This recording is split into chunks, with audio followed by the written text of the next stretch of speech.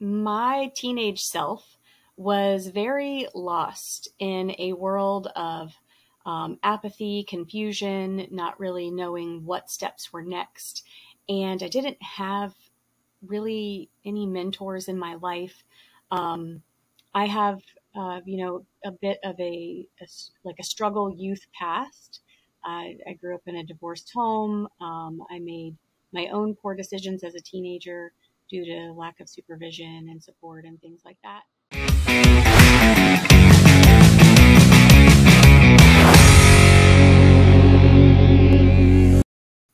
Hey everybody, thanks for joining me today. Tyler Gibson with the Orlando Podcast. Today with me, I have Jessica Villegas, and I'll let her talk a little bit about what she does. But before we jump into that, Jessica, thanks for being here.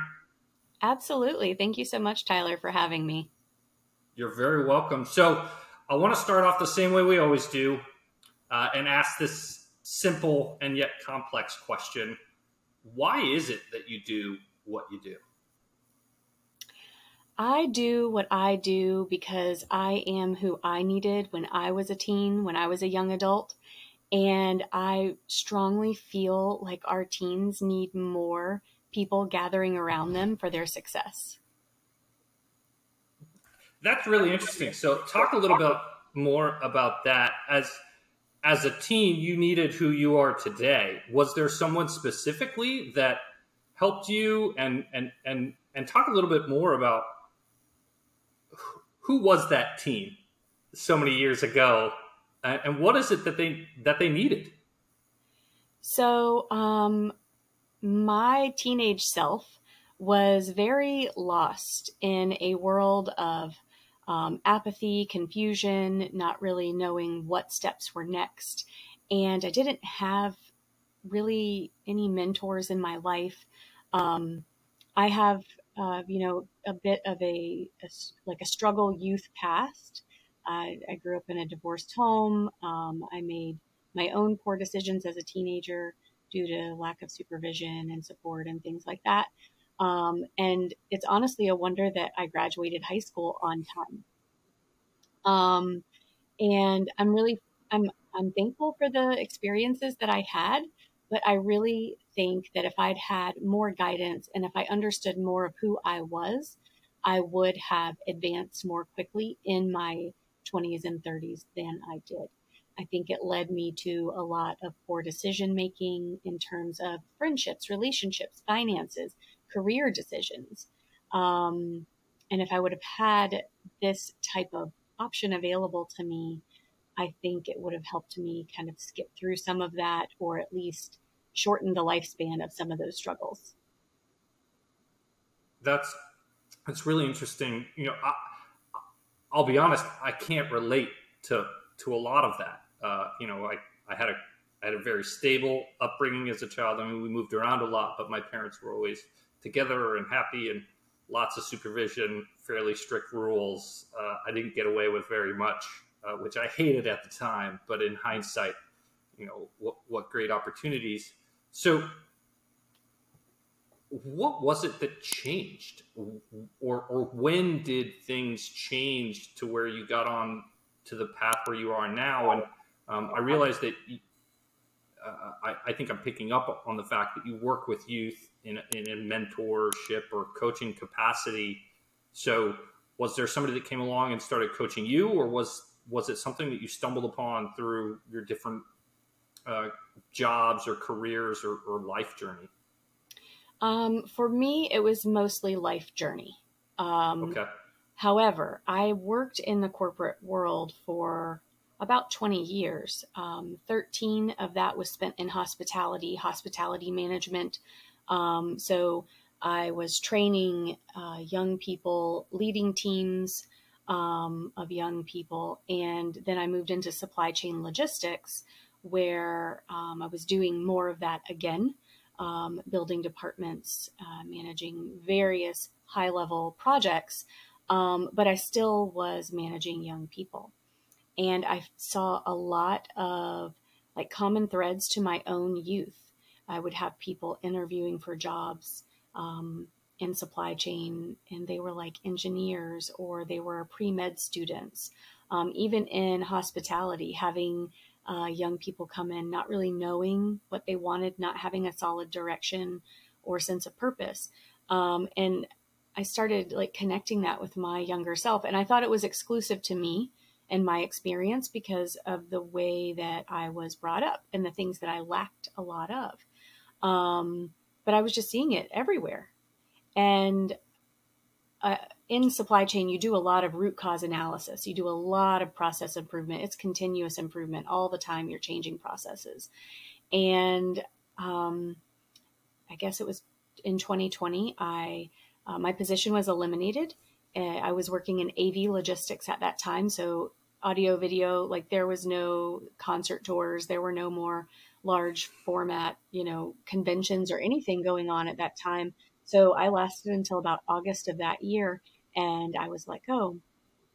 And during that time, I started connecting what I was good at in my leadership positions, connecting what I felt most fulfilled me. And it was really just helping others.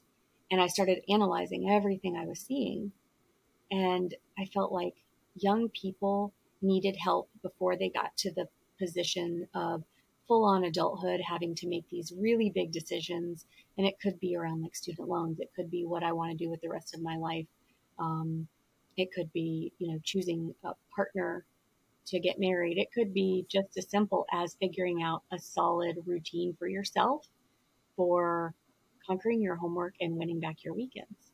So, how can we get to these people before they're making these big adult decisions in their teenage years, when they are like really developing that frontal lobe, right? It's like really, really active. That myelin formation is really, really active in the teenage years and into the early 20s. And that's a perfect time to come in and start talking about strategy and decision making and critical thinking and what will happen if you do this. Where will you end up in a year if you continue on this path? So I put together a program and then decided to get my academic life coaching certification to kind of like, I don't know, make it seem like I should be working with young people, although I already had been for a very long time. And then I founded my company, which is called Hi-lite Coaching and Consulting. Awesome. So I heard so many interesting things as you were talking through there. One of the things that I loved to hear was that you look back at the things that you were doing that you loved and that you found great joy and fulfillment in, right? And one could potentially argue that they weren't even necessarily the core of your job, because you're focused on the logistical aspects and managing all of that, and there's lots of facets to it. But the fact that you were able to recognize that you were really at your best when you were interacting with those young people and helping develop them, I think is really cool. And the reason why I'm drawn to it is because I worked at an organization that had a philosophy about leveraging your strengths. And it was a core foundation of the product that they built and sold, and something that really permeated within me, which actually led me to where I am today and what I do now in following my passions and focusing on the things that I love and that get me excited. So I love that. So where is it that you are encountering these young people? How are you initially connecting with them? And what are some of the things that you're focusing on when you do actually get them connected? So I missed the first part of your question. The first part of my question was, where are you connecting with these young people today? Okay. Well, that's a great question. I'm connecting with them mostly through their parents who find my services locally through various media outlets. But I also do lots of grassroots work here in my community in West Orange County. So I'm in schools. I substitute from time to time. I'm on the PTSO at one of the local high schools. I was on a different PTSO last year at an elementary school. I give back so much more than I receive in. I am constantly out in the community, just doing different things, engaging and helping add value. And through that, I connect with parents and young people who are seeking to be met where they are and help them to push forward, because maybe they're experiencing a feeling of being stuck or kind of lost or not a whole lot of motivation or apathetic. And then when I start working with my clients, we focus on a core program that I've developed called Empower, Transform, Achieve. Creates the acronym ETA. So like your arrival, right? And within that program, there are a lot of like corporate foundational elements, like writing mission, vision, and value statements, connecting that with goals, setting goals, breaking goals down into smaller action steps. So if you're familiar with like WIGs and WAGs or BHAGs or things like that, we like adapt that down to the human individual level. If large corporations can be wildly successful making their goals in alignment with their mission, vision, and value statements, I think the individual can absolutely do that as well. So we combine that skill building with coaching. So that's like introspective questions, connecting them with their future self. Like I'd mentioned a little bit ago, like, well, where will this lead you in a year? And how will your future self benefit from this? Or will your future self be happy with you making this decision now? And when you've looked back at your past self, and made those reflections, how can you make those connections between where you were, where you want to go, and the questions that you have right now? Because a lot of, how history repeats itself, a lot of the questions that we have now about our future can be kind of pulled out from some of the things that we've done in our past, and we can control the direction of that based on some of our historical decisions. Wow. Yeah, I know that I'm in the past, in my younger self, I did not think very much about the future, except for maybe that next major milestone, right? Like, when am I going to turn 16 so that I can drive? But nobody thinks about the consequences of getting a license and driving, and now you need money for gas, things like that, Mm-hmm. right? And then I'm going to turn 18 and I'm going to be free. I'm going to be an adult. And then I'm going to be 21. And then I think after 21, I started to get excited about being 25. So I didn't pay, so that I could rent a car. And then it was, I don't know what it was after that, but I understand that feeling of not really worrying about the consequences down the road. And what a great gift to be able to highlight that and bring that to the forethought of these young people's minds. What do you see as being some of the major challenges, maybe even systematically, that are creating some of these situations for young people? And then the second part I would ask to that question is, what's something anybody that's listening to this could do to either help or maybe if they're a young person, where would you suggest they start? Hey, before we go any further, if you're enjoying this content, please like and subscribe so you can help us get the word out about these amazing people and businesses here in the Orlando area. Don't miss out on upcoming episodes and help out the show. Now let's get back to it. I want to say that the number one thing that I think even adults struggle with is really realizing how much time you have in your day. Realizing so part of our program at Hi-lite is using a planner. So we use a very specific planner, and we have a workbook and everything like that too.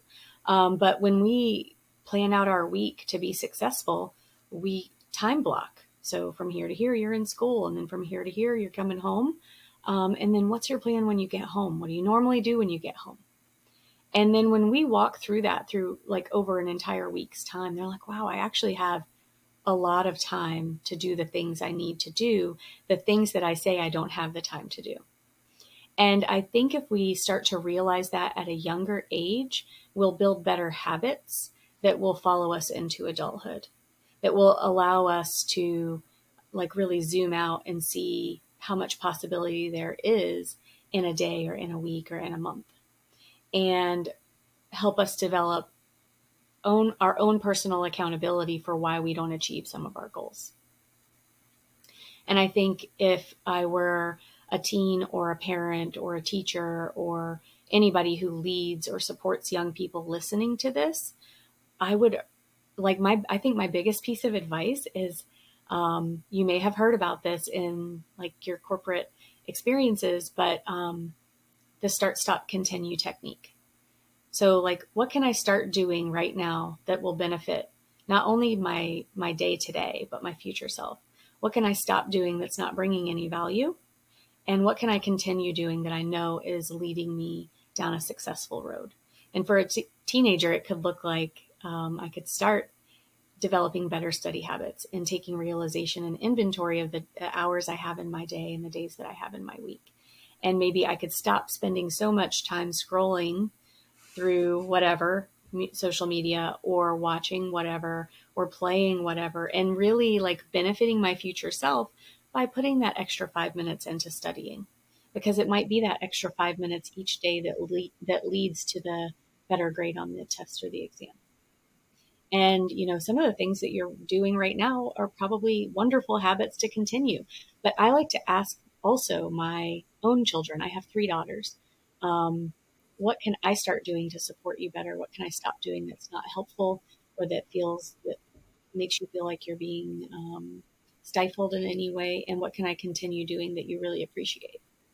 And if you are a parent of a teenager or a young adult, your teenager is going to look at you like, when were you abducted? What did they do to you? And it really creates a connection. It gives the teenager a voice, and it allows the parent to show that they care. Wow. That's so great. And the whole thing about time and taking inventory of your time, I think, is something that everybody, regardless of their age, can probably benefit to hear on a more regular basis.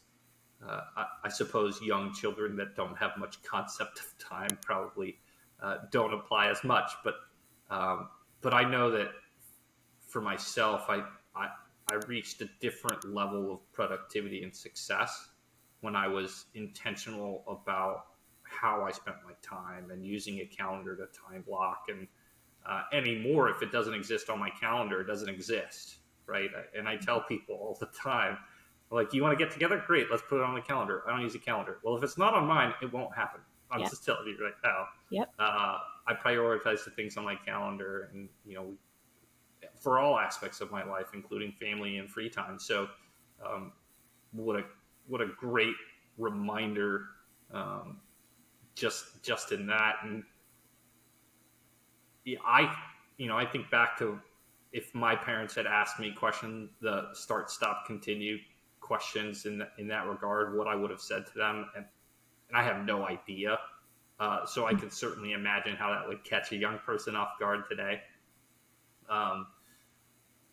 And so that's really great.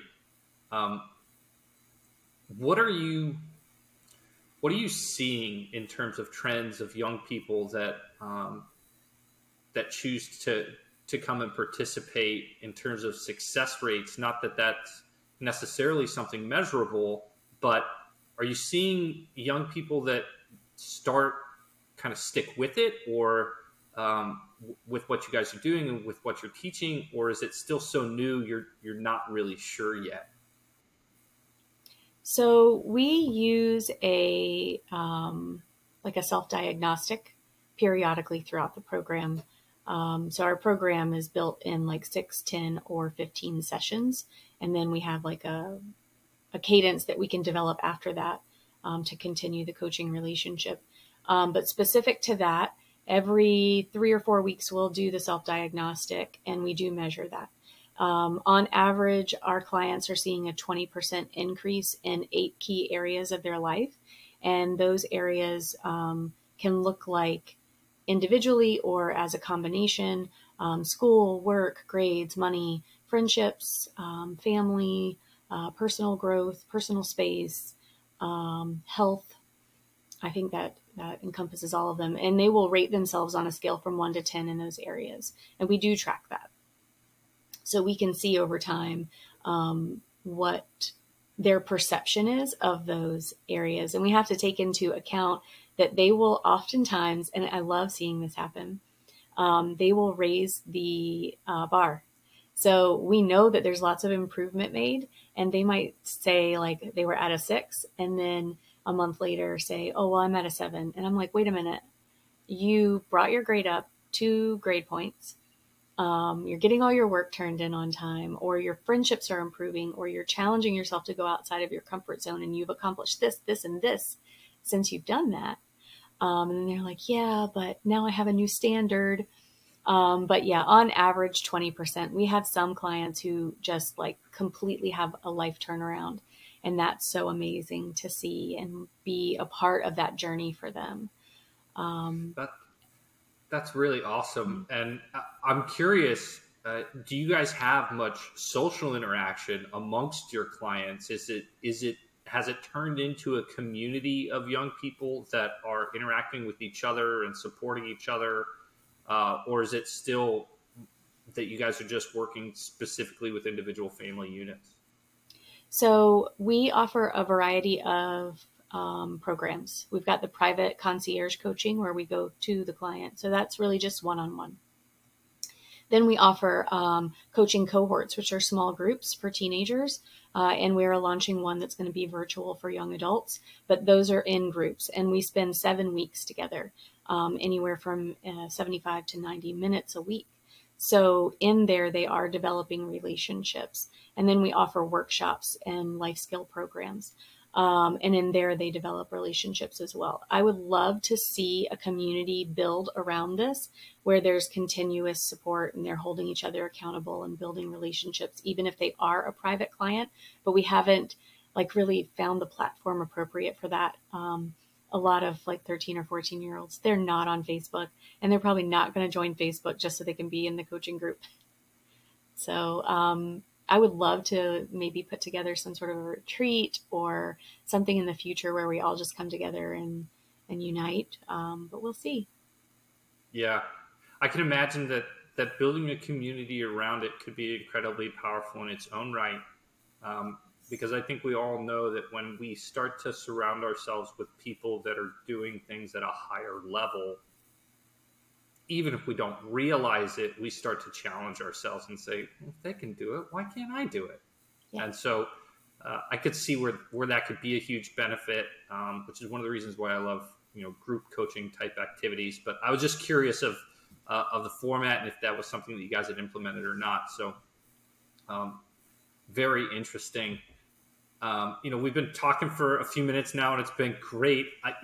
I'd love it if you have anything that you feel like this audience, which primarily I think will be business owners or aspiring business owners, should know about the work that you're doing, or the resources that are available. What do you think would be important for those folks to know? So one thing we haven't touched on is that we also do consulting services, and we come in and we do culture workshops. We can embed your mission, vision, values at your organization into some of the workshops and programs that we offer. And we can also offer small, medium-sized coaching benefits. So that is a big trend in corporate America right now, is having coaching as part of your wellness package. But we can offer a variety of different services to small businesses who employ or support young people. They may be like a YMCA. So we will be working with a local YMCA here soon. But you could be like an organization that hires lots of young people, like a Kelly's Ice Cream or something like that. Your teens would greatly benefit from some of the work that we do, because they'll learn to bring their best selves to their job every day, and happy employees equal happy customers. So definitely considering something like what we do for your young populations, I think would be beneficial. to a business owner? Yeah, you know, I think a lot of business owners and a lot of people in general don't understand what the value is of crafting a mission statement or a belief statement or a whatever you want to call it, right?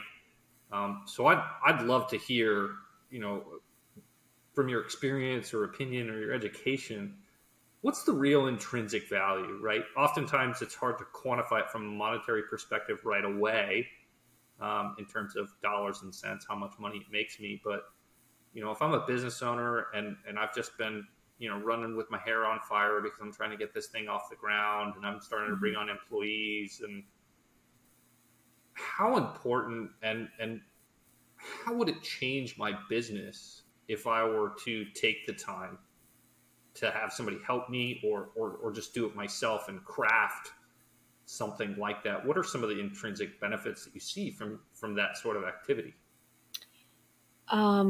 Okay, so your mission, vision, and values shape the culture of your organization.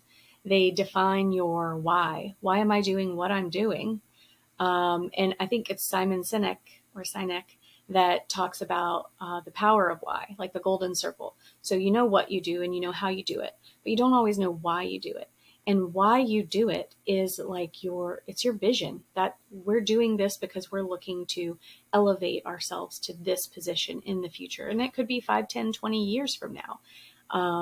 But the values that you bring to the table every day in your mission to get you to your vision are incredibly powerful. And it's very important to the individual contributor or to the team leader to understand, why are we doing this? What are we in it for? I want to feel like I'm connected as an individual or as a leader to the purpose of this organization.